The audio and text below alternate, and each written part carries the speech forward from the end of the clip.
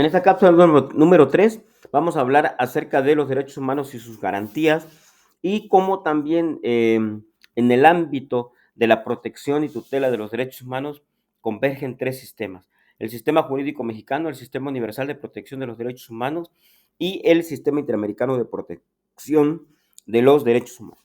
Veamos, en nuestro país prácticamente se elevó a rango constitucional los derechos humanos y se le dio mayor relevancia al lugar que ocupan los tratados internacionales para la tutela de los mismos a partir de la reforma constitucional del 10 de junio del año 2011.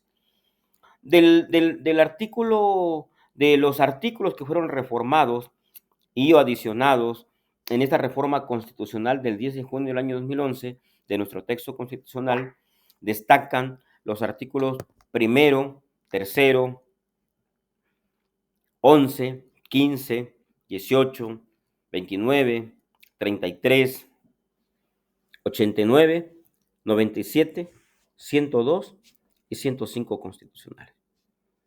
Ya en su momento platicaremos y charlaremos de qué se trata.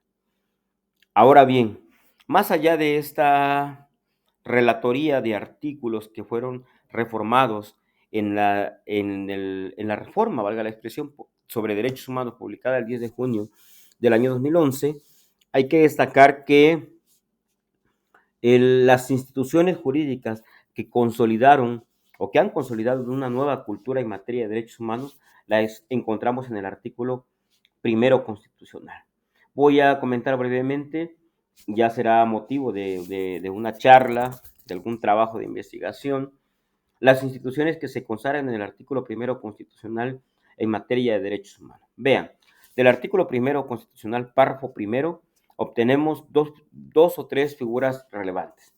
El reconocimiento constitucional y convencional de los derechos humanos y garantías y la posibilidad, según sea el caso concreto, que el ejercicio del ejercicio de los derechos humanos pueda ser restringidos y suspendidos cuando así lo establezca el texto constitucional. ¿De dónde obtengo estas dos instituciones jurídicas que acabo de mencionar? Reconocimiento constitucional y convencional de derechos humanos y garantías y la posibilidad de que los derechos humanos sean restringidos y suspendidos, lo obtenemos del párrafo primero, que la letra dice que en los Estados Unidos mexicanos todas las personas gozarán de los derechos humanos que están reconocidos en la Constitución y en los tratados internacionales de los que el Estado mexicano sea parte, así como de las garantías para su protección, cuyo ejercicio no podrá restringirse ni suspenderse, salvo en los casos y las condiciones que la propia Constitución establece. Ahora, ¿qué pasa con el párrafo segundo constitucional? Estoy hablando aquí de estas instituciones jurídicas que vamos a ir sumando, que emanan del párrafo segundo, del párrafo tercero, del párrafo cuarto, del párrafo quinto. ¿Qué nos hereda el párrafo segundo constitucional? Dos principios muy relevantes: interpretación conforme y principio pro persona. Esto es, una norma que se encuentra por debajo de la Constitución tiene que interpretarse acorde a la Constitución y acorde a los tratados internacionales. Pero además debemos de procurar en todo momento la protección más amplia a la persona, y esto puede ser por vía de preferencia normativa o vía de preferencia interpretativa o, en estricto sentido, sopesar derechos humanos. ¿De dónde obtengo estos principios?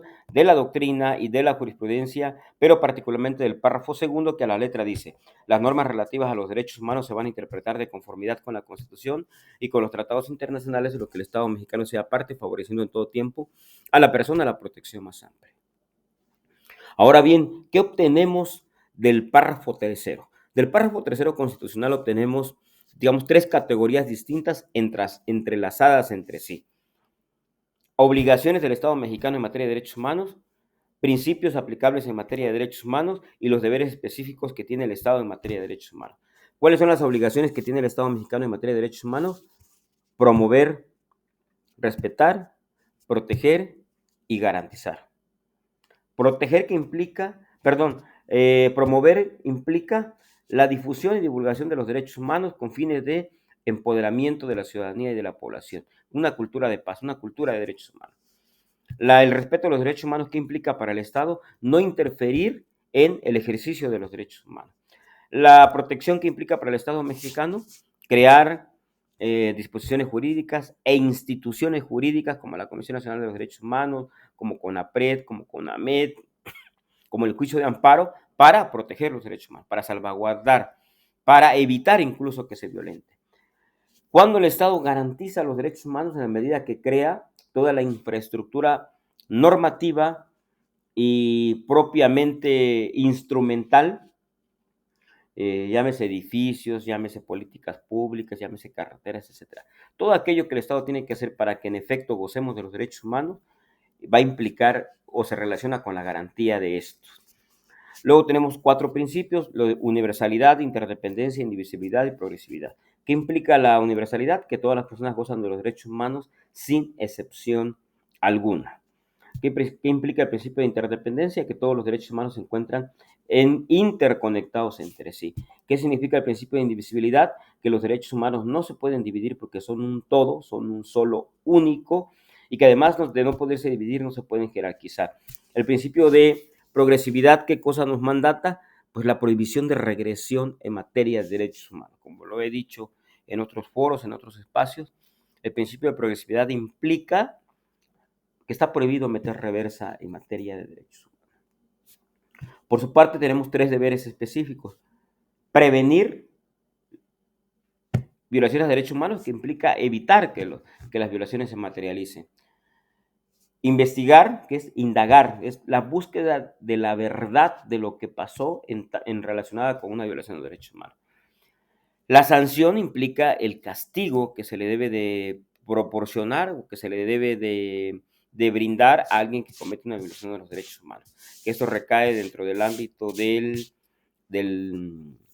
de iniciarle una carpeta de investigación a un servidor público, según sea el caso. Imaginemos casos de tortura, casos de desapariciones forzadas, responsabilidad administrativa para el servidor público, entre otros. Y en lo que hace a la reparación del daño, hay que recordar que, en primera, la reparación es una institución jurídica que busca devolverle a la víctima el agravio que sufrió a través de la violación a los derechos humanos. Pero si hay algo que no debemos pasar por alto es la, mm, que la reparación del daño es simbólica. Ahora bien, regularmente la reparación del daño la hemos vinculado con lo monetario. Lo cierto es que la ONU, la OEA, a través del sistema interamericano y la propia Ley General de Víctimas reconocen que para que haya una reparación integral del daño deben de haber medidas de rehabilitación, medidas de restitución, medidas compensatorias, medidas de satisfacción y medidas de no repetición. Esas son las 5 medidas que complementan la reparación integral del daño. Bueno, luego en el párrafo 4 tenemos la prohibición de esclavitud y en el párrafo 5 tenemos la prohibición de discriminación, y también no menos relevante es la salvaguarda de la dignidad humana como el fundamento para el ejercicio de los demás derechos humanos. Eso del artículo 1, párrafo 5 constitucional. Que es importante también que comentemos que a partir del reconocimiento convencional de los derechos humanos, es decir, a partir de que se reconoce a nivel constitucional que gozamos de los derechos humanos que están en la Constitución, pero también de los que están en los tratados internacionales, cobra relevancia el Sistema Universal de Protección de los Derechos Humanos y el Sistema Interamericano de Protección de los Derechos Humanos como sistemas complementarios del sistema jurídico mexicano en materia de protección y garantía de los derechos humanos para la persona. Es cuanto, pues. Nos vemos muy pronto en clases.